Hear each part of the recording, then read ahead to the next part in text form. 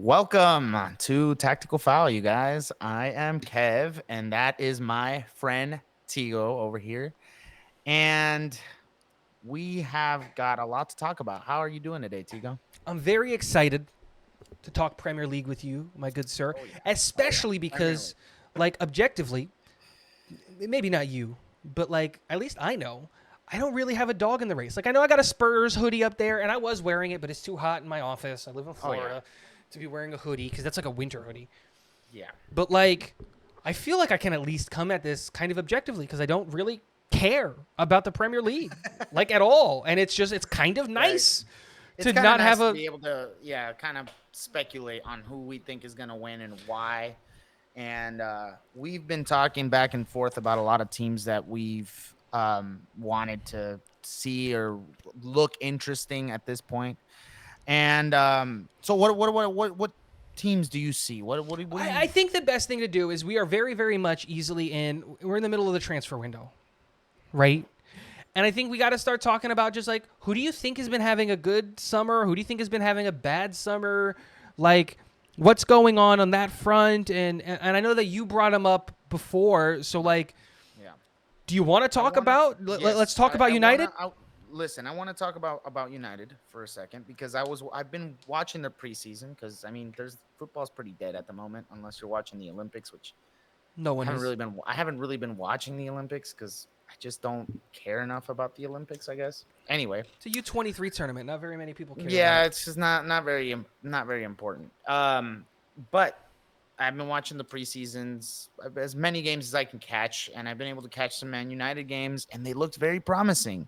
But now, so I was looking at Man United, and I'm like, hey, yeah, I think Man United are gonna change. I think that this is finally gonna be it, you know. And I talked to a Man United fan last season about whether Ten Hag should stay, whether they should sack him, whether he should, but and they seem pretty confident that they wanted him to stay because they want to kind of keep this project going and be patient with what they have. And so seeing them progress kind of made me feel excited about, oh, maybe they're finally gonna kind of put a dent in the Premier League and get to the top four spots and be Manchester United again, and or like at least look like they're gonna be Manchester United again. And man, injuries are just catching up to them again, man. And I'm worried now. They lost Holjund. They lost their newest player. How do you get a player and then get him injured in a preseason game? I have no idea. Only Man United could kind of have that kind of luck. And so, yeah, man, I was feeling optimistic about United. Now I'm not as optimistic, but I still do feel like, from what I saw, that if they can kind of handle this injury issue that they have, that they can put a dent in the Premier League. I think that they can make fourth. And we made a whole table, and we'll We'll talk talk about about that it. towards the end. Let's not Right. release all that stuff. I But agree. I think both what do you Manchester think? teams need to figure out the injury issue.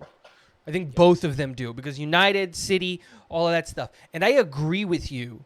And I do think that United, especially under Ratcliffe, this is a new United. Now, I was on the team of firing Ten Hag. Not because I dislike Ten Hag, but if you have to have the conversation about firing or keeping somebody, you should fire them. Because you've already in your mind thought about firing them. And so I think that look this up for me really quick with Ten Hag. Has he gotten an extension from United, or is he still on the final year? Are they still negotiating that? Because like I think that there's a lot of things that are happening, and like you said, I think that United are a very interesting team. They're a very fun project and everything like that. I just don't see the moves. I don't think they've extended his contract. I think they have. Oh no, they did. They extended his deal through 2026. So they're Okay, gonna. cool. So they gave him a 2-year extension. Very, Yes. very good. To try to give him more.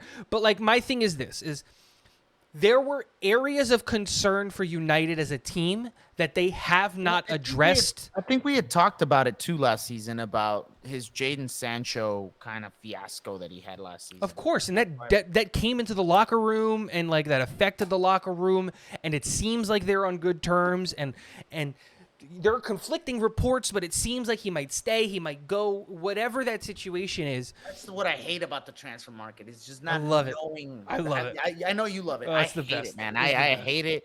I'm still kind of upset about this whole Nico Williams situation. Is he staying? Is he going? Looks like he's gonna stay. I don't know because the guy hasn't said anything, But and so it's very frustrating. before we get sidetracked, coming back to the United, they've spent 100 million euros this offseason on good moves. I liked Lenny Euro. I wanted him to come to Madrid. He took the opportunity to go to United where he would start and make a crap ton of money instead, and that's good for him. Like go get paid, my guy. Your athletics career is not a long one. So take whoever's willing to pay you, go get paid. I am always going to be on the side of the player when it comes to the money situation. And I really like the pickup of Xerxes, and it adds depth up top, and they're adding youth to an already youthful front three with Hoyland and Garnacho and Rashford and Xerxes now, and like I love what they're doing there. But I don't feel like the team got better. And that's my thing. I think, you replace Varane with Euro. Euro's not going to be available for another 3 months. So what are you going to do there? Amrabat left, and he played a very, very important role for United last year. You haven't replaced him. You know what I mean? There are players that I just look at and I go, like, what is the answer? Like, they found an answer in the midfield with Mainu. Like, that's awesome. But it's just, I look at it and I go, I don't like Onana in net. I feel like they're going to be conceding a lot, and I don't think they're going to be defensively good enough to justify being there. And then again, it all comes back to Luke Shaw. When Luke Shaw is on the field, he's one of the best fullbacks in the world. But the biggest thing is when he's always injured. He's always off the field. And it's just like, there are still too many questions for United for me to feel fully confident in them to be able to say, like, you know what? I believe in United. I think United are going to push for top 4. I can't say that confidently. I think they will be better this year than they are last year. And I think that they can ride the high of beating Man City in that FA Cup final into this year. And I think the way that you look at your team matters. If you go into a year looking down, I think you're going to play down. Liverpool, I think, is a perfect example of that last year. I think everybody at the club got sad that Klopp was leaving, and instead of using that as motivation to win one more for Klopp, I think everyone was like, what is the post-Klopp era going to look like? Oh my gosh, this sucks. And so... Yeah, but now they have Arne Slot, and then things are looking bright. Yeah, no, I really, really like what Liverpool is doing. I think they bounce back. I think Liverpool bounced back. But with United, I think that they got better, but only marginally.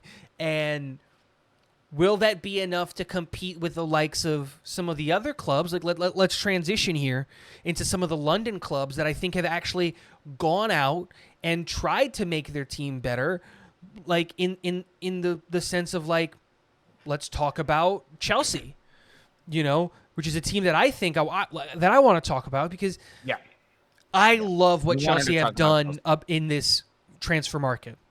Dude, they have brought in, what is it, 1, 2, 3, 4, 5, 6 players. And if you include the fact that they got back one of their players in Artabayo, but they brought in 6 players. No. They brought in 7 players. Do you know what the average age of all of those players is? 21. Mm-hmm. And that is being brought up by the fact that Shrewsbury Hall and Adebayo are 25 and 26 respectively.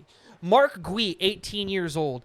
Caleb Wiley, 19 years old. Renato Vega, 20 years old. Amari Kellyman, 18 years old. Philip Jorgensen, 22 years old. Like, dude, they are just bringing in a ton of youth to an already incredibly young squad. And we were talking about this before the podcast, and I think that that there is a difference between clubs that are built to win trophies and clubs that are built to win leagues. I think you can build a club that can win a trophy relatively easily because you need to win across 6 or 7 games. You can find 11 players that are good enough to win on any given day. But when you're talking about 38 games, a full season, a full workload. It's not just about the starting 11. It's about the back 14 too. Are all 25 players quality? And these are the moves that I like to see, that I like seeing. I like it when teams get younger, because youth is like, the youth, they tend to work harder. They might not be as smart, but they tend to work harder. They have more energy. They give you the ability to have these super subs. And so I don't know what Chelsea's going to do. Yeah. Right? It's a new system. They have all that stuff going on from post Copa drama with Enzo Fernandez. I think we're gonna have to give them this season. I don't think that this season they'll make too much of a mark. They got a new coach. They got all these new players coming in to fit in that system. We already kind of saw a flaw in the preseason. They struggled in their first preseason match. They did a lot better in their second one, but I mean, Yeah, but they're not playing anybody. They played a Mexican. They did play. Who they play? They played somebody recently, and they did awful. I think Celtic. They played Celtic and they lost 4-1 to Celtic. Now, granted, Celtic have had a great preseason. They actually beat Man City 4-3. Yeah, but they didn't play a single starter. Right. Chelsea didn't. Chelsea, they didn't play a single starter. Did they take a starter with them on this tour? Is Raheem Sterling still starting for Chelsea? No, right? Because of no, they do. No, he does. He did. He played, but he didn't start. He came in at the 67th minute. Yeah, he came in. But that's what I'm saying. Like, I don't think we can take too much credit into the preseason. Right. Anyway. No, I know that on the preseason, I'm not gonna give it a whole lot of credit, but I do feel like it's a new system. Chelsea fans are gonna I think Chelsea fans need to be very patient because they're coming off of like just a lot of turmoil in what they're normally used to. Mm-hmm. And so, they're coming in with a new coach, and I think it's very positive for them. I am not saying that like, these are very positive moves. Like you said, agree. These young players, very positive moves. I don't know if they can make it top 4 with what they have right now. I agree. Because it's a new system, but it's a new coach. It's a whole bunch of new faces. I think it's exciting to see them kind of find themselves again in that sense of like, they're finally investing in a real project, because I just felt like before they wanted short-term success, and they failed many times there. And so now they're going to take their time. They're bringing in these young players. They're bringing in this nice project, and it looks promising. And I think after this season, we're going to see them really make a dent in the Premier League. But right now, I love the depth. Yeah, that's my whole thing. I love the depth, and they have a lot of depth. And I put them in that same kind of category as United in terms of where I think that they're going to be. And I think that they're teams that are going to be fun to watch. Any given weekend, they can beat any other team, but I don't know if they're really going to push for a top 4 spot. And that's not a bad thing. That's not a bad thing, like at all. And so really, really like that Chelsea point there. I know we wanted to stay in London to talk about another London club. And you got to talk about a few London clubs. And I do want to talk about, because we just brought it up with Chelsea, and Chelsea bringing in a bunch of players and getting younger and filling out the squad depth and doing all of that stuff. I want to talk about Spurs, because Spurs have also done that. Talk about Spurs, I will have to talk about Arsenal. Well, we have to talk about Arsenal no matter what. We're going to talk about these clubs. But I do want to talk about Spurs, because I think, one, you have to ask the question, are they going to be as hurt as they were last year? They lost everybody, right? But two, the additions that Spurs have made this summer, they have brought in 4 18-year-olds. You know what I mean? One promotion from their U21 team that just won the Premier League next, right? And Alfie Devine, who I think is great support in that midfield. But then they went out and they signed Min Hyuk Yang, Lucas Bergvall, and Archie Gray, all to come in to be support, to be depth. And the reason I want to bring up Spurs is I don't remember who said it in that Spurs organization, whether it was Postecoglou, whether it was Daniel Levi, whether it was the director of scouting. I don't remember exactly who said it. But they did come out and they said that the idea with Spurs is to become a premier destination for youth talent across the world. And that is exactly what they're doing. And second year into Postecoglou and his management, I really like that. I really like a lot of the players that are on that team. And like my biggest thing is just the development year over year from that team in that system, from the players that are used to it. This is a team that I'm not going to say Spurs are going to win a trophy, because until they do it, I'm not going to believe it. But I think Spurs are going to be a really big threat on that top part of the table, purely because, one, they were last year before all the injuries happened. They were one of the hottest teams in the beginning of the year. And I think they added a ton of youth and depth to the positions that they ran into problems last year. So I'm a big fan of what they've done. They still have to, in my opinion, they still have to answer the Richarlison problem. And there is still time to do that. Remember, at the time of making this episode, we're in the beginning of August. Transfer window doesn't end until the end of August, right? So the Spurs question still has to be asked of, like, is the defense going to be able to stay healthy, right? Because that's a big, and they addressed depth on the defense. They went and got Dragic last year and all of those things. Can the defense stay healthy?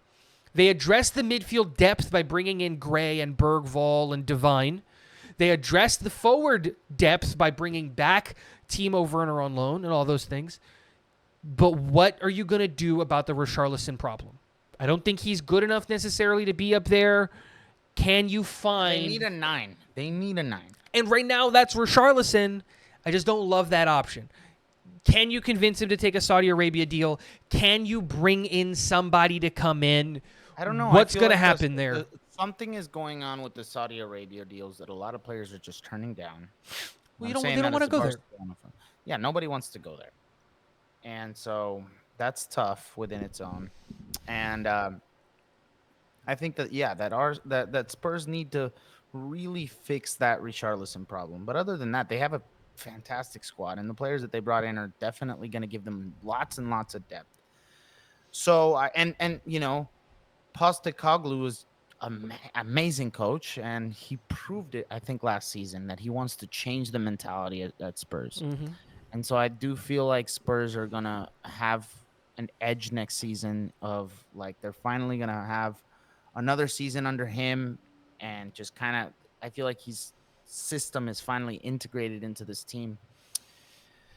So I like that. I like that a lot about Spurs. I think Spurs can make top 4, but I don't see it. The reason I don't see it is because something about Spurs just, I feel like a lot of it has to do with their president.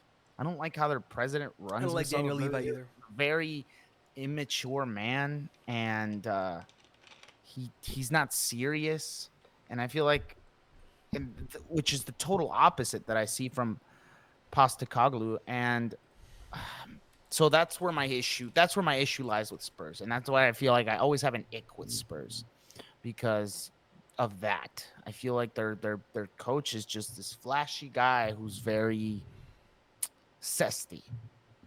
Anyway, the one thing that I will say about that is that you have to take in consideration that Daniel Levy has taken a step back in terms of his role at Spurs, so he's not as involved with, like, the transfers and all of those things. But I mean, it does look like I said, and this is very similar to what Chelsea's doing, where, like, it's starting to look like more of a long-term project, which is good.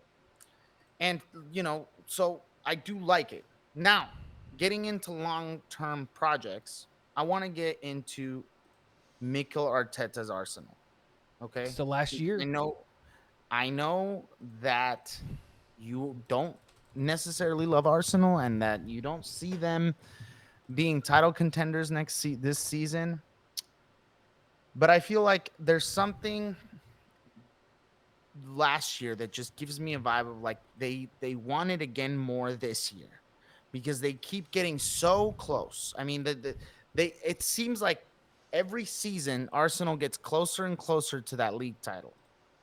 And I feel like this season, if they can pull the right moves, because they did really well with getting Calafiori, He's a very good center back. The He's only gonna move fix they've a made. lot of I know that's the only move they made.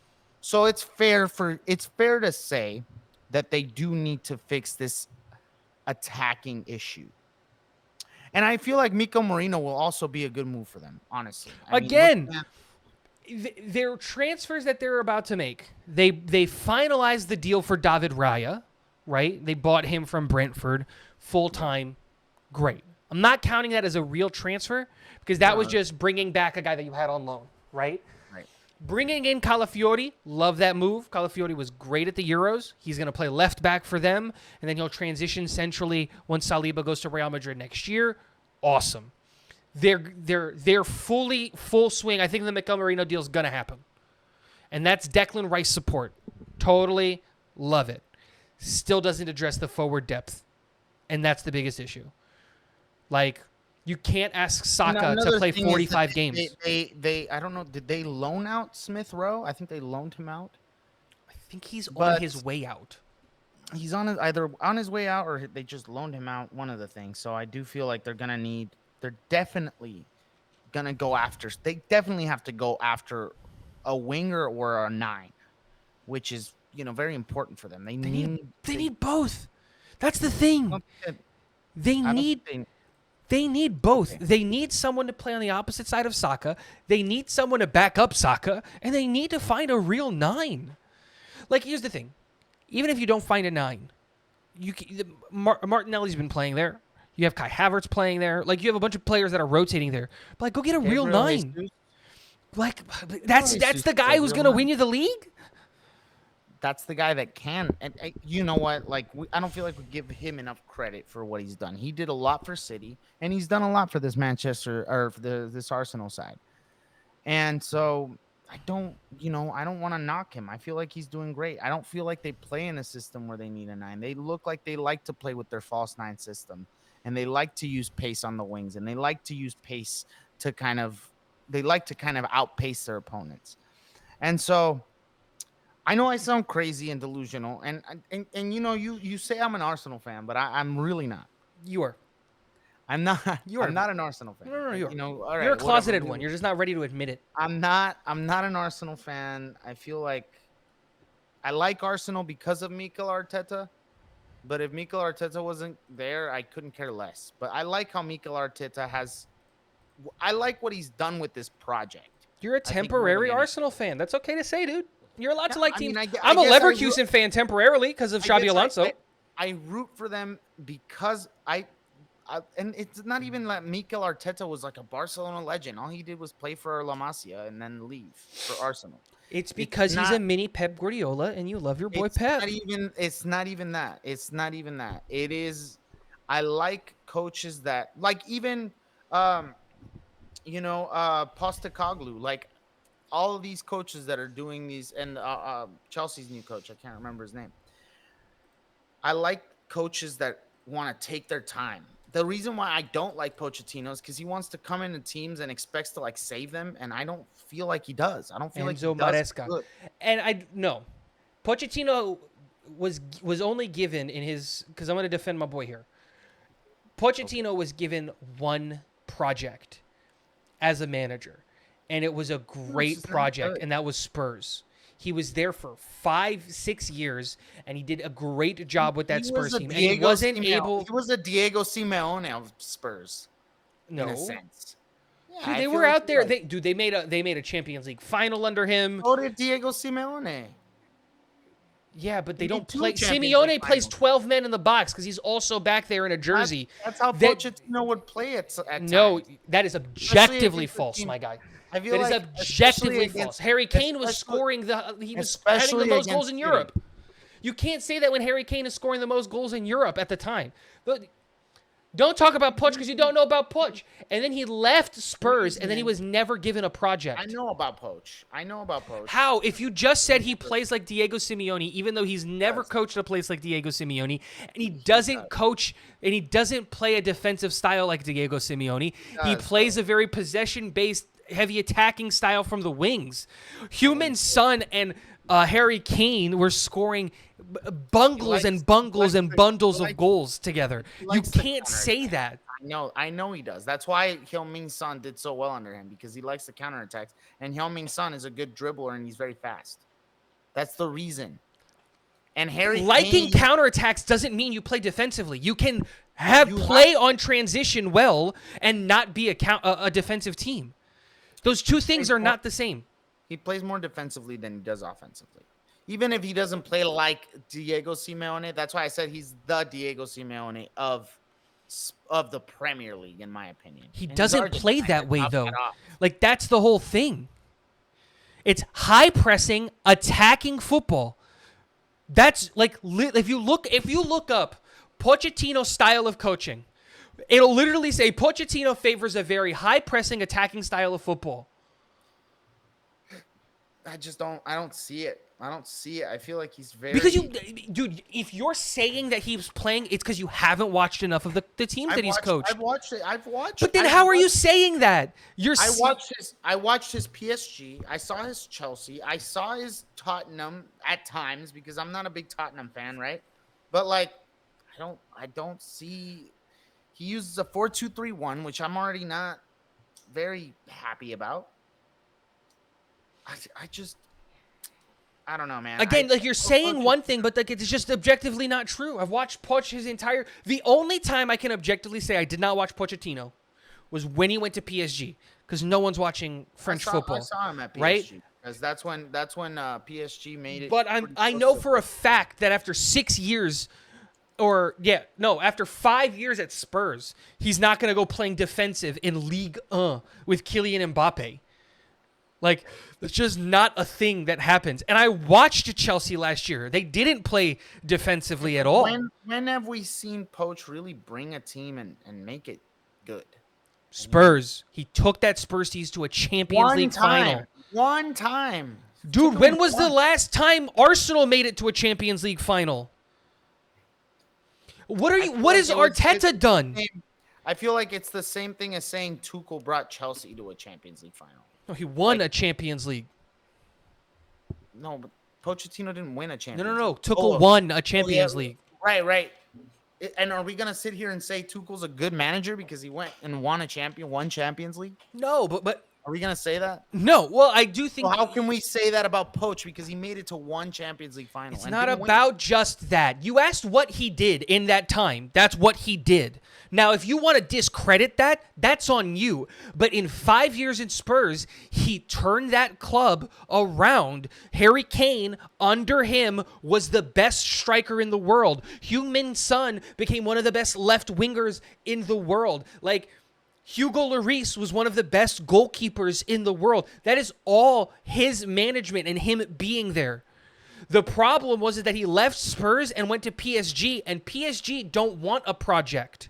He is a coach. He is a manager that you give a project to. PSG didn't want a project. They wanted results immediately, and they haven't been able to find a manager that is going to give them results immediately. Why did he get sacked from Spurs? Let's be real. I mean, because he's not a manager that's going to win you trophies. He almost got relegated, I think. What? Bro, what are you talking about? See, this is where I know you're not. In his last season, he ended fourth. His last season, he ended 14th in the Premier League. In 2018, 2019, that was his last year with Spurs. He ended fourth. 5 months after the Champions League final, on November 19th, Pochettino was sacked by Tottenham Hotspur with the side 14th in the Premier League standings. Yes, dude, that was in the middle of the year. That was like... He was in the 14th in the middle of the year. That's why they sacked him, bro. That's not even the middle of the year. That's still the beginning of the year. I'm not saying that it was all handy-dandy, beautiful magicalness, but Arteta hasn't won a single trophy. He hasn't done anything. Like, yeah, your managerial style can get old. He was there for 5 years. They were already looking for a way to get out, and Daniel Levy isn't the best person. He had to save Spurs for him. Jose didn't do anything with Spurs. I loved Jose's time at Spurs, but again, this is an issue that stems down from Daniel Levy, who we talked about. We even talked about Jose Mourinho's comments about Spurs, how he has a relationship with all of the clubs that he has before, but it's not Spurs, and it's all Daniel Levy's fault. I'm not going to sit here and try to say that Pochettino is this great manager. I think he is a good manager, and he is a great manager if you're trying to build a program. I thought he was perfect for Chelsea. I didn't think he should have gotten fired. I think that Arteta is in year six of his time here at Chelsea, and he has nothing to show for it. And that's the point. He has nothing to show for it. He doesn't really have any, like, trophies to hang his hat on. What, they got one FA Cup? Oh, yay! Like, the point is, he is in a make or break year this year, and he hasn't done anything to address that squad. I think this season we're gonna see. Step up! I can't hear you. Sorry, I think that this season we're gonna see a much better Arsenal side. And Why? I feel like, what have they done? What have they changed? Like, there's the thing. It's the same bringing team. in, come on, bringing in Calafiori is pretty big for them. So a left back is going to revolutionize how they Not play? just about the left back.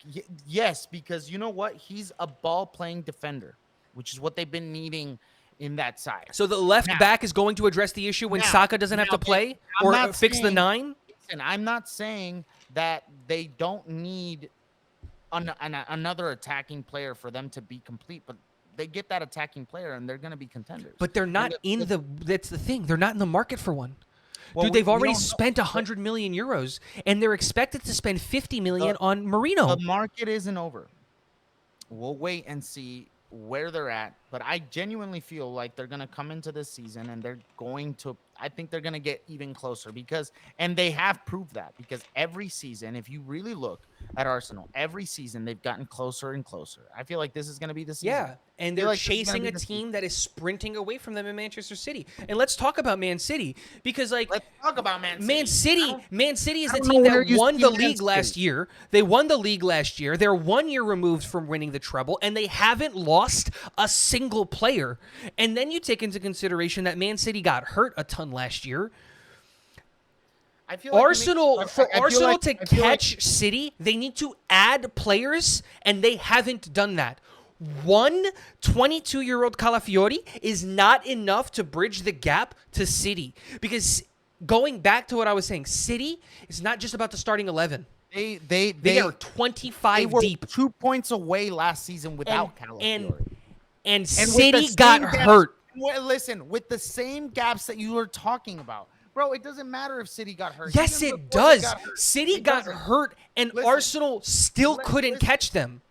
Listen, I'm gonna bring up something that I think is gonna be very important to what you're talking about. And City brought in Savinho, which is what they needed. They needed a right wing to replace Foden, who's going to be playing more centrally. And Savinho is a great addition. You know who should have tried to get Savinho? It would have never happened because of the City group. Arsenal. Arsenal needed Savinho. Wait. So the season before last season, City went on record with 89 points. Yes. This last season, they had 91 points. Yes. They had more points this last season than they did the season prior, where there were no injuries. Exactly. Bro, not that big. It's not that big of a deal. I think that it wasn't even that much injuries. They lost Haaland. They lost KDB. Silva missed time. They didn't lose Haaland for long. They didn't lose Haaland for that long. They didn't lose Haaland for long. They lost the best striker in the world. Haaland played most of the games. He didn't. Most? Well, yes, most. If you're going to use the squad, if you're going to use the word most, then sure. Yeah. That's fine. Arsenal, I'm sure Arsenal also had injuries. Dude, he played in 38 games last year. He played in 38 games last year. I'm sure Arsenal also had injuries. Yes, but you know who they didn't lose? Saka. Saka played almost every game for them. He's their most important player. Erling Haaland was the most important player on City, and he couldn't play all of the games, and that matters. How long was he injured? How long was he really injured? In the year they won the treble, he played 52 games. 52. Last year, he played 38. That is a loss of 14 games from 1 year over the next. 14 games is a massive difference. We're talking about 3 competitions. If we really I totally agree with you. City have a massive workload. So does Arsenal. But City lost key players. KDB is a key player. They didn't lose. Did Odegaard miss time last year? No. Did Declan Rice miss time last year? No. Did Saka miss time last year? No, not really. Okay, pull up the injuries for Arsenal if we really want to get protected. I don't even know where to pull up that list. All right. Well, then how are you pulling up a list on Man City? No, because I remember. Because I was watching Man City last year because they were the giant that Real Madrid had to slay. I watched a bunch of Man City, so I remember KDB missing time. I remember Haaland missing time. I remember... did Doku miss time? I think Doku missed time. Like, that's the thing. But you can't sit here and tell me Arsenal didn't have their... They didn't have major injuries to their major player key right now players. in Arsenal is definitely, or any player for Arsenal, because they don't have that much depth that as City do, is key. Any injury for them would be key. But that's How do we the know thing. Saka didn't get injured at all? When was the last time he got injured? All I'm saying is, every season, Arsenal, for the past, how much seasons have Arsenal been keeping up now with Man City? And the thing is that City keeps getting better. The point that you tried to say that can I finish? How is City getting better? Because they're not losing players and they're adding to the team that's already winning. Arsenal's not winning and they're not adding players at the key position. That's the difference. That's the difference. Saka did get hurt last year. No, he didn't. He played 47 games last year. That is a full workload. Saka played 47 games. The year before, he played 48. So it's not like Saka missed time. They benched him for rest, and they didn't bring in anybody to... The point is this. They had 89 points 2 years ago. They won the league. Arsenal got 84. So then Arsenal thought, if we get to 89 points, we can win the league. So what did City do? They got 91. And that was with missing players. They still were able to overcome... Arsenal. And let us not forget that they lost fewer games than Arsenal last year. Arsenal lost more than both Liverpool and City. And City adjusted last year. Foden started playing more centrally as a 10 instead of a right winger. So the biggest question for City this upcoming year was going to be, if Foden is going to be playing as a 10, who is going to be playing on the right wing? And a lot of people thought that might be Oscar Bob, right? And in the end, it is going to be Bob, because I love Oscar Bob. I think he's a great player, but they also brought in Savinho. So now your right wing depth consists of Foden when he's playing out there, because Bernardo Silva is centrally, Savinho, and Oscar Bob. You cannot say that Arsenal have that depth. And when Erling Haaland is out, Julian Alvarez can come in. And when Jack Grealish can't play, Jeremy Doku can come in and play. Julian Alvarez probably is on his way out. No, he's not. Not from what Pep Guardiola said today. He's not going anywhere, and Alvarez doubled down on that and said, "I think people took my comments way out of mark. I don't want to leave Man City." They're not selling him. They have control of the player. They're not gonna sell him. Pep Guardiola never said anything. I don't said it today. I think the last time he said anything was like, "Hey, I heard what he said. We don't know. We have to wait until he comes back." That's the last thing I heard about him. That's the last thing I've heard.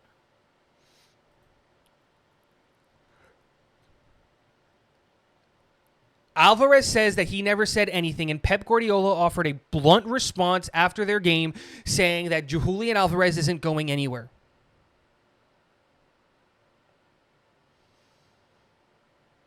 Like, Julian Alvarez complained about missing the final, and it's just like,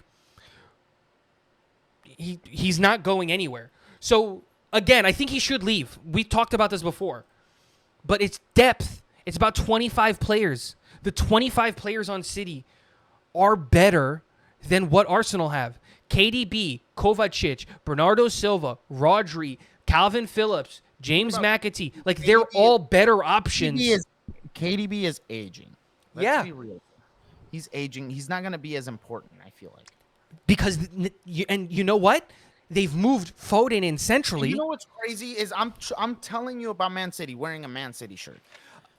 Dude, listen. I don't see what Arsenal has done to the team to justify now miraculously being better than City. That's It's the not thing. so They much- haven't listen, done anything. It's not so much. And I don't like City. Listen, You're listen, I know making you me don't. defend teams I don't like.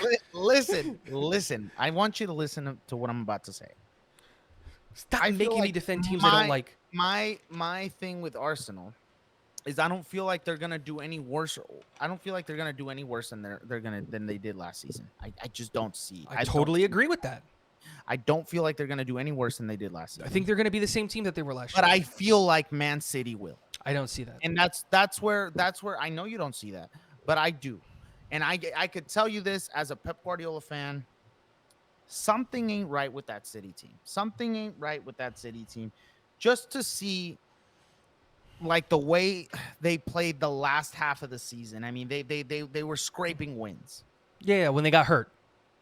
When City ran through all their injuries. Like So a hurt City is scraping wins.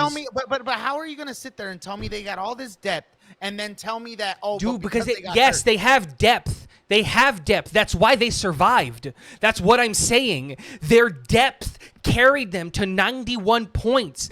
That's the point, Kevin. The point is that City's depth is better.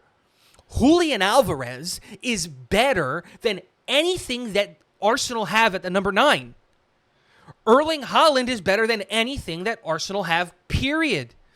Foden and Saka, that argument is old and I hate it, but they go hand in hand. There is not one player on Arsenal not named Saliba that Man City don't have a better option for. That's the point. The point is that Man City's starting 11 is better than Arsenal's starting 11. I mean, yeah. And yeah. their back I'm 14 not are saying that's better not than true. Arsenal's back I'm not 14. saying that's not true. And but I while feel like City Man haven't City- done anything to add to that team, Arsenal haven't done anything either. So if they've done more than Man City. no, has. they haven't. Yes. What has Arsenal done that's more than Man I City? think you're really underestimating this Calafiore. I like Calafiore. He is not good enough to. Is he a new right winger? Is that where he's gonna play? Is he gonna play at the 9?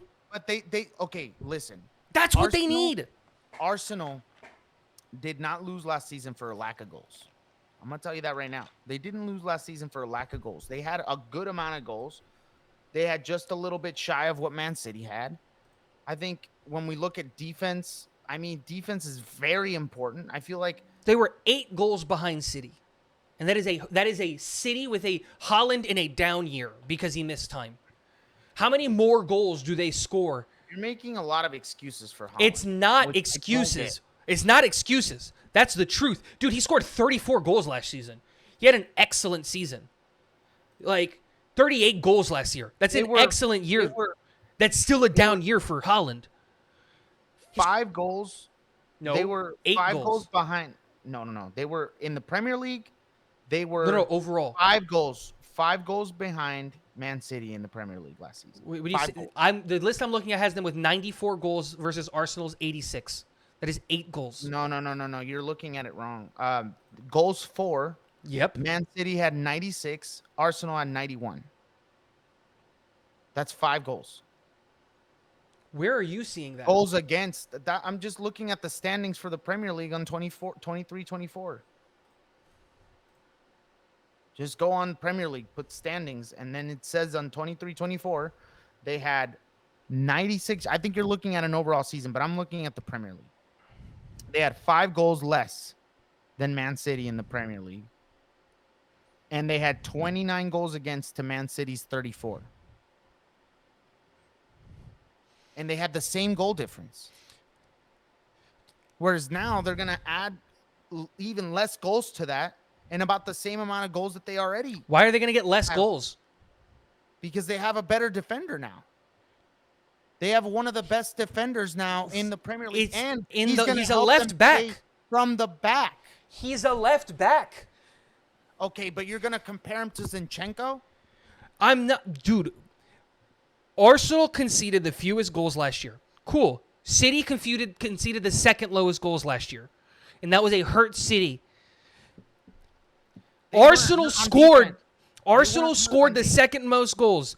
City scored the weren't most. on defense. Arsenal did not add to the one key problem area, which were is not the hurt forward on groups. defense. They were not hurt. Yes, on they defense. were. Dude, they got No, hurt who? everywhere. Didn't Who were- Gavordio no, they miss weren't. time? No, they weren't. Who got hurt on defense? for Didn't City? Gavordio miss time? Didn't Ake miss time? I don't think so. Like, this is the thing. This is the thing. It doesn't matter. Let's forget it. It doesn't matter. All of the things that we're saying doesn't matter. Arsenal objectively didn't get better. Man City objectively didn't get better. They are the same teams from last year into this year. That's Calafiori is not that big of an addition. You're not going to convince me that adding a new left back is going to revolutionize the way that they're play. That they're now going to concede Left back, 5 goals I feel less. Like you're looking at him like he's just a left back, but he's not just a left. That's back. where he's gonna play. Is he gonna start over Gabriel or why am I blanking on his name? Saliba. Or Saliba? No, he's not. He's brought in because Zinchenko's not good at left back, so they need a left back because that's where he can play. He will be a center back for them next year when Saliba goes to Real Madrid. Not arguing that. That is not an addition that helps solve the problem area, which is depth up top. It is a 38-game season. But my point is, I don't know where you're saying this. If they literally went toe to toe And- with Man City on goals scored, they scored second to the most goals in the Premier I'm League. not seeing where you're seeing goals. Just go to Google and put Premier League standings, bro. They scored 91 goals. Goals for. GF means goals for, like the goals that they scored for them. Forgot that they have that just on the table. Yeah, that's on the table. They scored 91 goals last season. I get what you're saying about like maybe they need one extra guy, but like It's not I that, don't know dude. where They you're need seeing depth. They that don't they have the don't- depth. They cannot last a 38-game season. Arsenal got hot, and I'm totally going to give them credit for that. But Liverpool is not going to be the team that they were last year. But, like, I you're think saying Spurs that, aren't going to be the let's look team at that they the were season last year. before- You the just said it season yourself. before that. United is going to be better this year. Chelsea is going to be better this year. Aston Which is Villa why I spent a think bunch Man of money City- this which year. is where I'm seeing this is where I'm seeing that Man City need to get it together because I think And they have, and they will. That loss to United was embarrassing. Do you really think that a Pep Guardiola managed team is going to let that sit? That's the point. Those teams are embarrassed. I don't know how you're defending Pep, and I'm totally against Dude, it's him. not even it's illogical to say that Arsenal, who haven't added to the key positions that they need to add to, have gotten better because they added a left back. And Manchester City, who added to their forward group, which means that they should theoretically score more Giving goals. Savinho a lot of credit. Okay? He was one of the best players in La Liga last year. Calafiori was really good for Bologna at Serie A. Like, what are we talking about? And it comes back to he's a left back. Like, I feel like he's more than just a left back. according to what? Because Arsenal play in a 3 center back system and they need somebody that can play from the back, and he's going to be the guy that's going to play from the back, and it's going to give them more spaces and it's going to allow them to score more goals that they haven't been able to do in the past. And listen, we talk about even the season before that. I mean, man, come on, like the last season they scored 91 goals. The season before that, they scored 88. I don't see where you're and before, and I think that season, I don't even think they had Gabriel Jesus that season. I'm not sure if they did. I can't remember. Dude, Either last way. year, Savio had 9 goals and 10 assists in La Liga with the third, Yeah, with a that's- team that ended in that's- third place. They're adding But 20 listen, goal contributions it's to not gonna Manchester be the City. same- He's not going to be the same at City. I'm He's not gonna be saying the that he's going to be the same, but that is a more significant add. Manchester City, who is already the best team in the Premier League, added a player who's adding to their goal scoring tally. And if Haaland can stay healthy, and if KDB can stay healthy, and all of those things, then yes, that team got better. What They should- Arsenal you know did, what? Is Arsenal they- did is they fix the should left have back fixed position. their defense because Why? they They conceded conceded more this. goals. Dude, they conceded the second lowest amount of goals. Arsenal conceded the first. Okay. Like, least Like, amount of goals. you still need to score to win.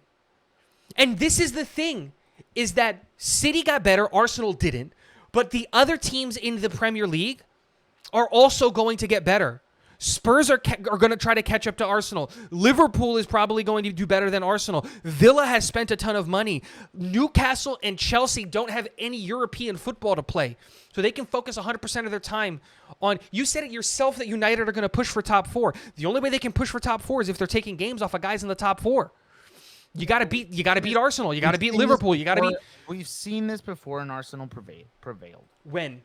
When was the last time they won the league? 2022-2023 season. We saw it. They prevailed. They almost got there. They were very damn close. It was very tight there. In 2022-23 when they were 5 points behind? As well. Yeah, they were 5 seasons, but they were 5 points behind. But I mean, like, you had a lot of teams that were coming up. You had a lot of teams that were looking promising. And then what? It was in 2022-2023. It was the Manchester City Arsenal show, and Arsenal bottled it.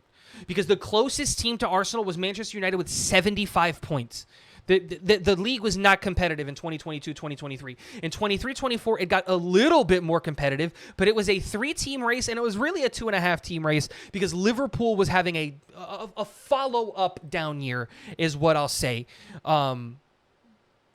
A follow-up down year because of the whole... 10 draws. All of that stuff. Going on with... because they didn't lose more. Actually, Arsenal lost 1 more game than Liverpool, but Liverpool had 10 draws. Yeah, and the question comes back, 1, are they going to draw that many games this year? I don't think so. I think Liverpool have done an excellent job. We haven't talked about Liverpool. Let's go about it really quickly. I think Liverpool have done an excellent job to retool. I really like Arne Slot, and I think that they're motivated to show them that Liverpool's not going to fall out. And I think culture and history matter. Liverpool are a team that have won recently. Arsenal or not. Arsenal haven't won a trophy in over 20 years that matters. They haven't won the Premier League in 20 years, and they've never won in Europe. So this idea that they're going to start winning, especially over Manchester City, who has done nothing but dominate over the last 8 years, because what? Because they lost to Manchester United in the FA Cup final, very clearly playing out of whack? We talk a lot about coaches who have long-term projects, and Arteta has had that project for a while, and I think that it's going to be his time. Sooner or later, it's going to be Arteta's time, and he's going to win a trophy, or he's going to get to a final. It's going to be with City next year when Pep goes to England. He's not going to win a trophy with Arsenal. I don't think he's going to go to City as a coach. I don't think so. The only shot anybody in the Premier League has of winning the Premier League is when Pep leaves. Until then, no one has a shot. You can kid yourself into thinking that Arsenal are competitive. They're just not. Dude, a majority of their goals last year came from set pieces. I don't think so. And I love Pep, but I don't see it for him this season. Are they going to keep scoring as many goals from set pieces? Is that what you're banking on? No. I'm banking on they're gonna play better. According to what? Look, man, I had a great feeling about Spain, and they won the Euros, so I'm gonna keep that feeling on for Okay, Arsenal, and if you want to have that conversation, we're not talking about national teams. We're talking about club teams. And I said Real Madrid from the get-go. So if anyone's got more, and I said City from way before when like Arsenal were still leading the charge, and I was like, City's gonna catch them. Like Arsenal's not real. So, like, again, if you want to pull that up, I'm just saying. It's not a thing of, like, they're just... Arsenal aren't doing anything that are going to convince me that they're going to be able to beat City in 38 games. That's the thing. Because it's a long season. It's a long season. You got the Champions League, you got the Community Shield, you got the FA Cup, which seems like the only trophy that they can win. So maybe they get an FA Cup trophy. Yay, Arsenal gets to lift up a trophy this year. But, like, I don't see a world. And let's just go into, because we've been talking about this, let's just go into predicting the Premier League. And because I think that's going to give us a lot of what we think about these teams. Let's start with the teams that are going to get relegated. We'll go 2019, 18. I think we got pretty close on that. I think the only difference is I have the 3 teams that got promoted. I have them going right back down because that's happened each of the last, I think it's like 3 or 4 years. I think Leicester are going to make a comeback here, and I think Brentford are going to be the ones getting relegated. And I think it'll be Brentford, Southampton, and Ipswich who will get relegated. And you just had Leicester get relegated. Yeah, I But just have the Leicester, three teams that Leicester go up. looked really. I think Leicester looked really good in the championship last season, and I think that it'll be just enough to get a little bit above that relegation spot this season. Yeah, I think they got rated a little bit like their team that was playing last year in the championship, and they haven't really brought anybody that really convinces me. And it's just this is what the Premier League is now. You know, the teams that get promoted, instantly get relegated, and they try to boast this. I don't know. I would Not love every to have season, I would but love to have Jamie I get Vardy what stay you're in the saying. Premier League. I love Vardy and his antics and all that stuff. Like him in the Premier League is good for the Premier League. And of the teams that could go down, I totally see Brentford being a team that could go down. It's just, I don't know, man. It's just a weird. Toss-up. It's a toss up, but it's a Toss-up. weird thing. Let's go. Okay, let's talk about the top eight. Mid-table. Top. Let's You just go wanna talk top eight. Like, because I Top think eight. that'll reveal who we have at mid table. And I don't think that there's much of a difference from the team that finishes 9th and the team that finishes 14th. You know, I don't think there's much to separate that. Right. So let's go top 8. In 8th place for me, I have Newcastle United. I have Aston Villa at 8th place. I like Aston Villa. I think that they're good. They're a good side. I think they'll make it 8th. I think I agree. I like Villa. I have them one spot higher at 7. Yeah. You know, You have them above Newcastle. But here's my thing. Newcastle have spent a lot of money on their project. And they have a good Yeah. coach. And I feel like they can only go up from where they're at. I just And Villa are a toss-up because I mean, let's be real about Villa. I mean, yeah, they're a great team. I love the way they played last season. I'm not gonna sit here and talk crap about them. I think they're a great team, but they're not. They don't have the means that Newcastle have. And dude, they've spent 200 million in this transfer window. really, Yes. I actually They didn't know brought that. in Onana, Matson, Archer, Philogin, Ling Jr., Lewis Dobbin. They've spent 176 million euros this transfer window. Wow, I didn't know that. Dude, they've got Well- money. Like, I think Right. I couldn't split that either one of them because I think all of the things that you're gonna say about Newcastle. You know what? Why I put Newcastle at 8 and I put Villa at 7. It's because Newcastle haven't spent the money that Villa have. Newcastle can, but they've only spent 50 million That's my euros. thing about when I know that you put a lot of emphasis on like spending on players. I feel like sometimes it's not a great thing to spend on a lot of players because now you have a lot of players that are coming in trying to learn a new system, trying to adapt to the football club and this and that could cost you rather than Totally. I think that happens when you bring in a ton of starters. What Villa is doing is bringing in depth. There's the difference. And it all comes back to depth is what's king in a 38 game season. We're not talking about the Champions League, right? Where you need the best possible starting 11 to go one game against Real Madrid or one game against City. No, it's 38 games and it's dropping as few points as possible. And they're bringing in a ton of young players. Their average age of arrival is 22 years old, and that's why I gave Villa the edge. But again, where I can see Newcastle getting the edge, they don't have European football. They don't have anything outside of the Premier League really to focus on. Obviously, the FA Cup and all that things. So I think it's very interesting that we got it there. 8 and 7 flipped around. At 6, I have United. Who do you have at 6? Chelsea. Very interesting. Chelsea for me at 6. Is it because of the new project? Just want to give it time yeah, to gel? I just feel like yeah, we got to give it time to gel. I could have even put him at 5th or 5th, but I decided to put him at 6th, and I'm going to explain why when we go into our 5th. Yeah. I gave it to United because I think that going to 6th is an improvement on where they are now. They were at 8th, and they got up to 6th. And Leniero was going to miss time. Hoyland is going to miss time, and they did bring in Xerxes. And while I do like that United team and how young they are and the depth that they have, I am not convinced that the locker room has been fixed with Ten Hag still being there. I like Ten Hag as a manager, but it's one of those things I want to see it before I believe it kind of a thing with United.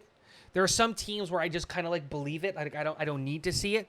But with United, with all of the drama that's happened in the past year, I think they have gotten better. I think they'll get to 6th, but I'm not ready to put them in the top 4, and that's why I don't have Where them did at they 4. end last season? 8th.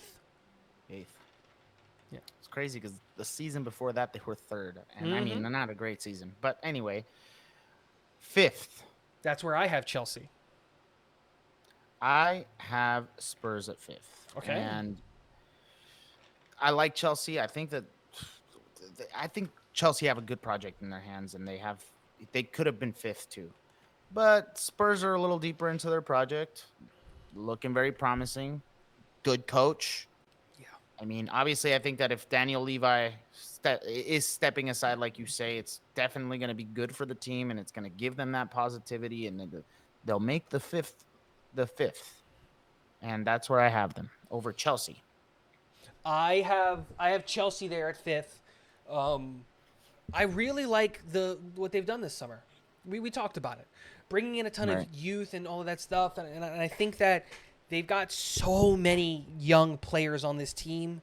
They're so deep, and while it's not a ton of top end talent, I do think that they've got they can survive a couple of injuries and they can float. I like Maresca. I like the project that they're building there, and so I have them 5th just because I think the quality of players overall, the whole squad on Chelsea is I think it's a little bit better than what United brought to the table, and that's why I have them just outside of the top 4.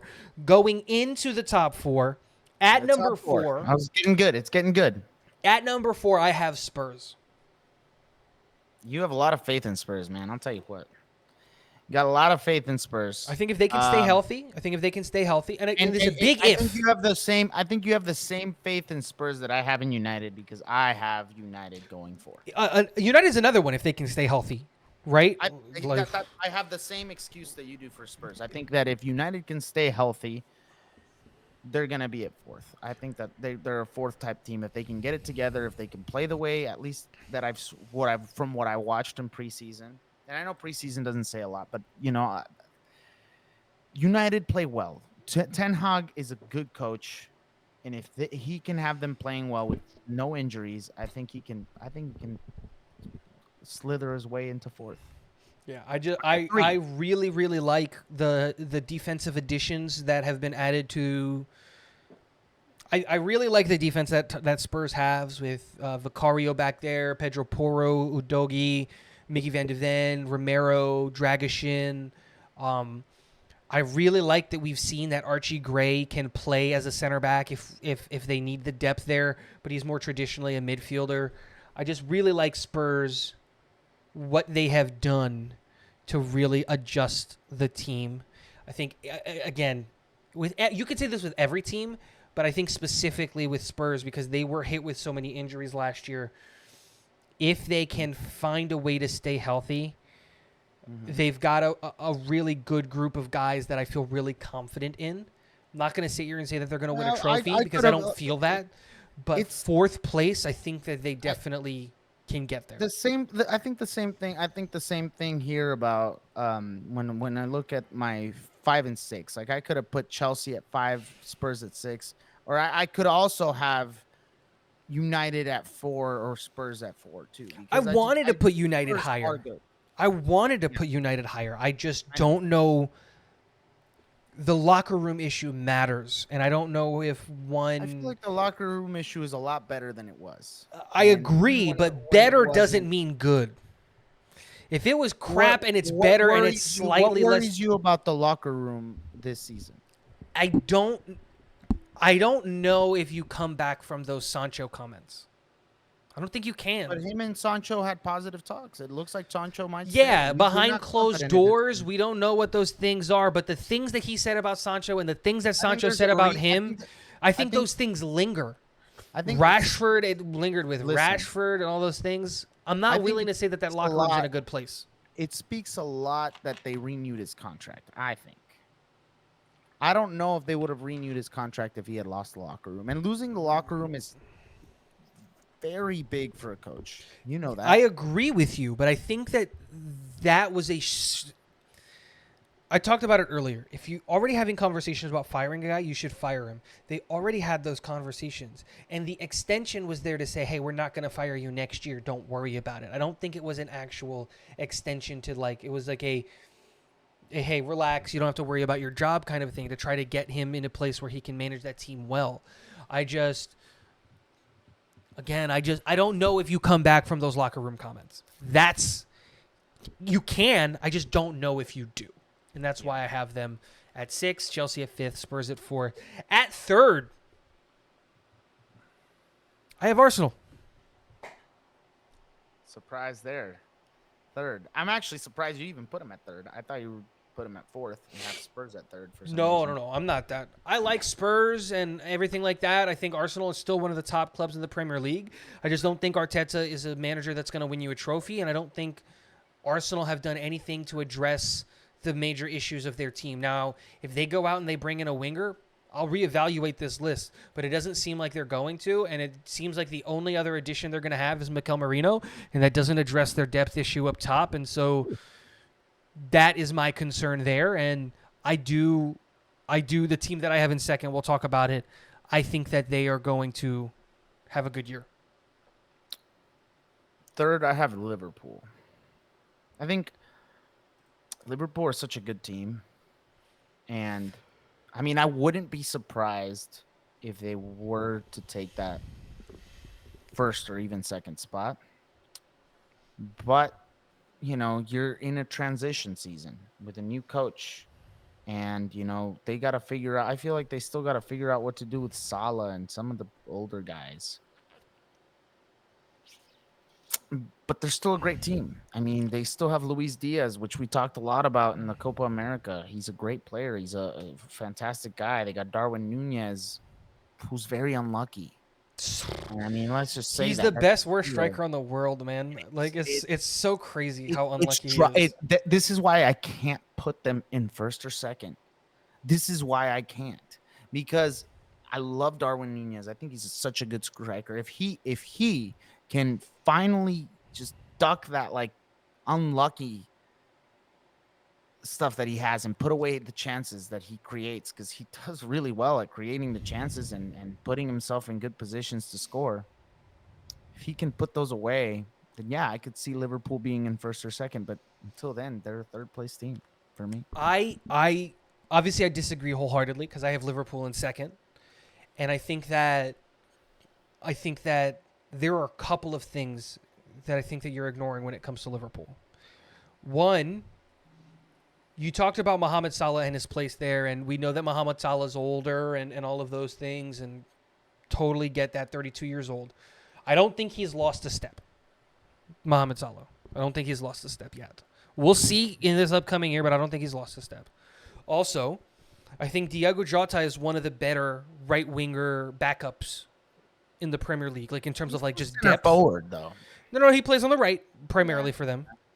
Yeah, also, Darwin Nunez as a striker. We've already talked about him. But also, Cody Gakpo, he was the shining star for the Netherlands at the Euros. I think you're sleeping on him just a little bit. You mentioned him and then just brushed off. I wouldn't call him. I want to say yes. I don't know. Luis Diaz, who was a shining star, and like that's my whole thing. Is like I still think they have the best goalkeeper in the world in Alisson Becker. I think Virgil van Dijk, while he's getting old and he's not the same Virgil van Dijk of old, is still incredibly good. TAA is still the best right back in the world. I would not say that. I would not say that out Kyle loud. Walker exists. I feel like you're gonna get killed in the comments. No, I'm gonna say it. I think Kyle Walker is. I love Kyle Walker, and I would start Kyle Walker over TAA. Brother, TAA, you're saying TAA is one of the best right backs, man. He's been who's better than TAA as right back in the world right now? That's not Kyle Walker. Be real. Name one. See what I'm saying? I would, but you're gonna wholeheartedly disagree with me. Who are you about to say? Joao Cancelo. He's a left back, not a right back. No, he plays. He's actually right-footed. He can play. He plays both. He's a fullback. Joao Cancelo is horrible. Don't start that. Manchester City don't want him. You don't want him. You're upset that I your wouldn't club is want about to go TAA play though. for him. I Don't wouldn't start want with that. TAA. I You wouldn't don't want believe that. TAA. You don't believe that at all. You're saying that because TAA is English and Cancelo is Spanish. That's no, I wouldn't it. even That say is that. it. I don't care about either country. TAA is better. I just think that the depth that they have, Van Dijk, Konate, TAA, I think a new manager is going to revitalize that team. They're going to find a new energy. They're going to find a new reason to live in Liverpool. And again, it's a 38-game season. I think that there's a last lot- year, wait. Not Klopp even- was on a wait, downwards listen. trajectory the There's last a few lot years. of better right backs than TAA. Name Say them. that now. Wan Bissaka, I feel like is Not better TAA. than TAA. Dumfries is better than Ben White is better than TAA. Dumfries is not better. I don't think Ben White is better. Lorenzo's better. Frimpong is better than Frimpong's TAA. a right winger who plays right wing back. He's a right wing back. He's not a right Jules, back. okay, Jules Koundé is a better right back than TAA. I don't think so. Oh yeah. I love Koundé. I was talking about Koundé positively. He's not a better right They back. don't even want to play him in the right back position anymore because he sucks. They want to. What put do you him as a mean? midfielder. No, they're putting him in the midfielder because he's so good with the ball at his feet. But they don't play him in the midfield because he struggles defensively. You know who that sounds like? Just a right Cancelo. Struggle defensively. Cancelo can't play defense. He's the worst in the world, and you just try to say that he's better. I'll give you Cancelo. Like, give you Cancelo. Like you can't. Pedro Porro's a better right back right now. I don't think so. I love Pedro Porro, but I don't think so. He didn't even go to the. He didn't even get called up to Spain. Cancelo got called up. I don't see TAA being better. TA is one of the best right backs in the world. You're just mad because he's English. Right now? No. Yes, you're just mad because he's English. No, I don't think so. I don't think it's because he's English. 100%. I actually like him because he's Liverpudlian. I actually. But do also, I do like the fact that they're also they understand that they need Reece some help up James? top. You don't think Reece James? No. I think Reece James is really good. He's not better than TAA.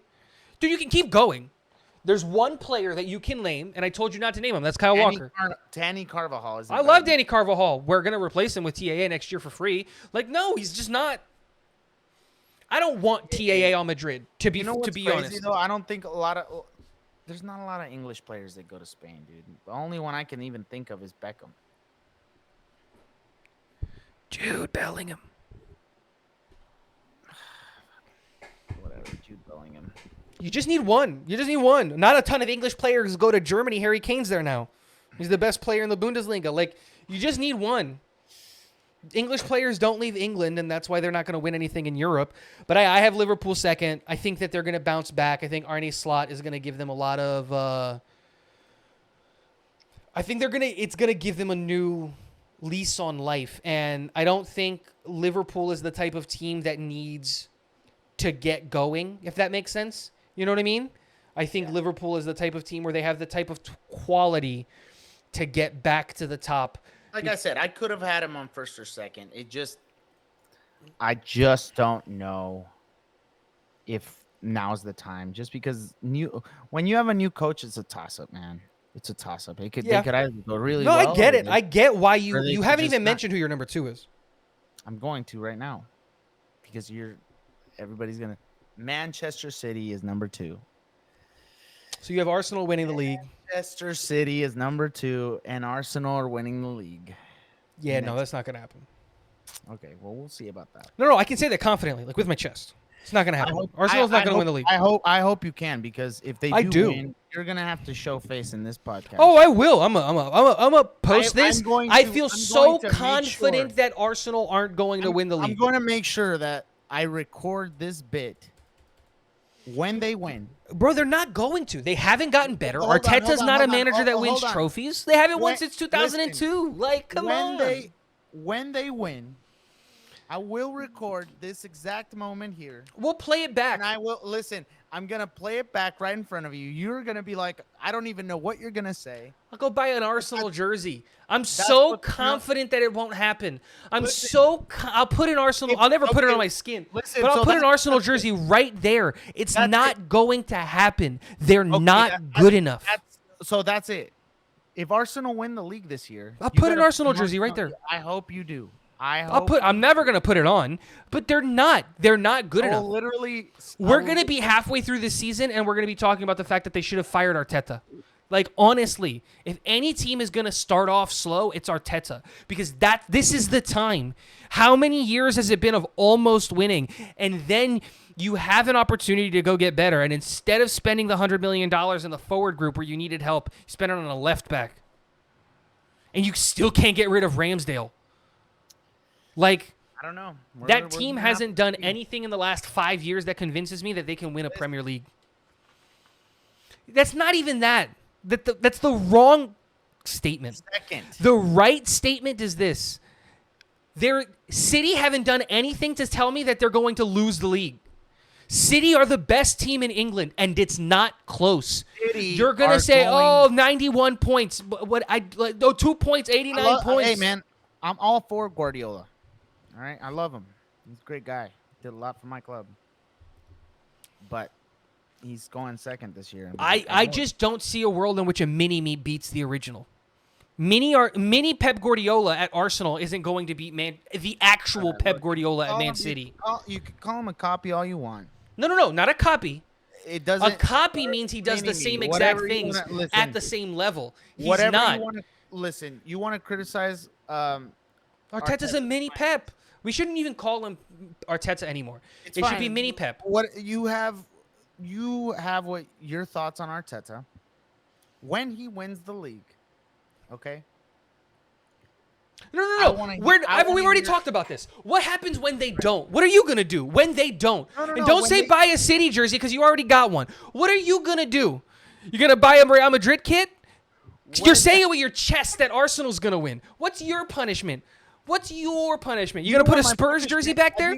I think my punishment should be getting an Arsenal jersey because then No, because you're an Arsenal fan. So you having to buy an Arsenal jersey is just I have to buy no.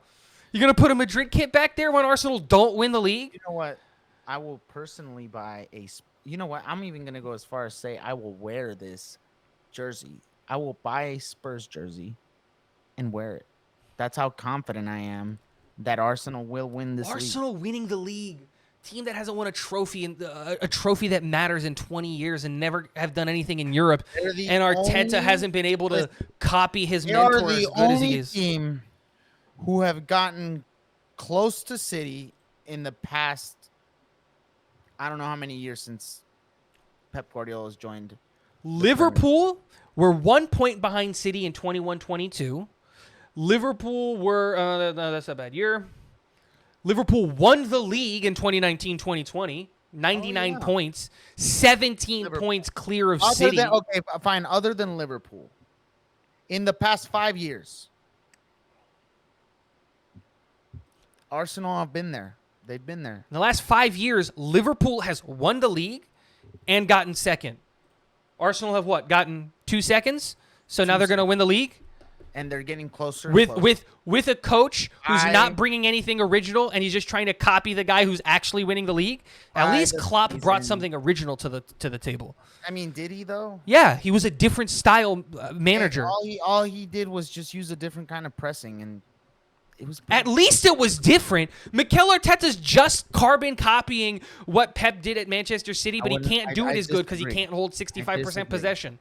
Listen, I know you disagree because you're an Arsenal fan. No, you want to support Arsenal. I get it. Dude, I know about the secret gunner tattoo on your butt cheek. You don't have to hide it. I know you're an Arsenal fan at heart. That's hilarious. Barcelona wears red, so you also like the fact that Arsenal wear red. Mikel Arteta played for Barcelona back in the day at La Masia, and we know how much you love La Masia. Dude, I get it. You're a gunner fan at heart. That's okay. Just admit it. The first step of healing is admitting that you have a problem. So just admit that hilarious. you're the Arsenal fan that you You're are. That's hilarious. okay. It's okay to support teams not that an don't Arsenal win. I'm a Jets fan. I know what it's like to support a No, team I that doesn't get it. win. I get But I'm it. not- But you know what I listen. mean? This is something I genuinely mean. They're gonna do it. They're gonna do it, man. Believe it In or not. FIFA, right? Like when you're No, no, managing no. them and then you have it on easy mode. At the end of this year or at the end of this season, we're gonna look back. I'm gonna play this back for you. And then I want to see that Arsenal jersey right there. in It'll the be right back. here. I'm not gonna wear it, but it'll be right there. I hope I see it. I hope I really see it. I hope You really- won't. Even I'm even so if it's- confident, dude. listen, Arsenal, even if you're it's- banking on a listen. team that hasn't done anything in 20 years to e- do e- something Listen, against the coach that Hold the on. guy is trying to copy. There's even no if it's- logic there. Even if it's a fake jersey, I just want to Oh, see it it will back be. there. It's not. I'm not giving Arsenal I real know, money. I know you're not gonna buy a real jersey.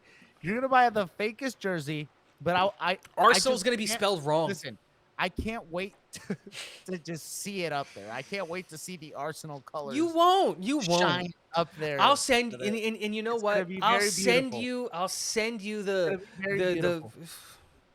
It's Guys. gonna be very beautiful. Let us know in the comments what you guys think. Explain to Kevin why Arsenal aren't going to do anything because they haven't done anything in 20 Please years. Shut me up or support me in the comments. Shut me up or shut Tigo up in the comments, guys. Look, please. there's a lot to be said about the Premier League, and I think the Premier League is going to be a ton of fun this year, regardless of what happens. Because I think a lot of the teams that kind of disappointed last year are going to be a lot better. And I think you and I can agree with that with like the conversation about Chelsea and United and Villa and Newcastle. And is West Ham going to overcome this whole Paqueta thing? Whatever's going to happen, the Premier League is going to be fun. Let us know your predictions on who's going to win the Premier League in the comment section below. Guys, don't forget to hit the subscribe button and the like button on your way out. Hit the notification bell if you want to be notified about all future Tactical Foul content Friday. Next week, we're going to be tackling another league, so let us know what league you want that to be in the comments. That is Kevin. My name is Tigo. Thank you so much for hanging out with us. Go on, get on out of here.